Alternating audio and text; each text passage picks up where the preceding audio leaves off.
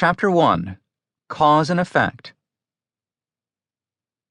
Sir Isaac Newton, one of the greatest physicists and thinkers of all time, said, "For every action, there's an equal and opposite reaction."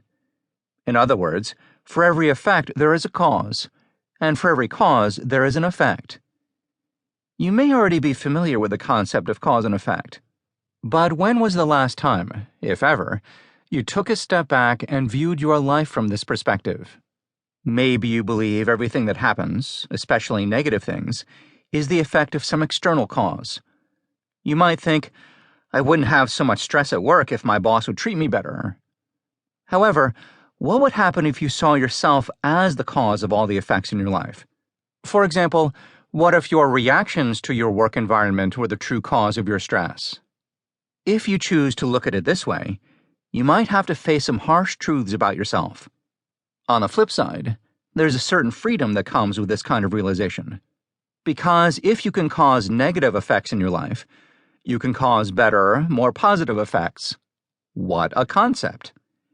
This puts you in the driver's seat, and once you learn how to be in control of your steering, it's a very good place to be. 5 common causes that lead to disempowering effects. Many common problems can be traced back to small, subtle causes that led to the problems, the effects, in the first place. Take a look at 5 of these common causes and see if you can identify with any of them. 1. Living life reactively instead of proactively. The first mistake many people make is they readily give power over to disempowering thoughts, circumstances, obstacles, and external settings that negatively affect them. Of course, there's negativity in the world beyond your control, and real obstacles do exist.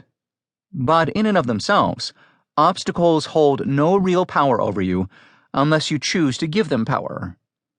For example, how many times have you listened to someone who said they wanted to accomplish something, but couldn't because of one particular obstacle or excuse?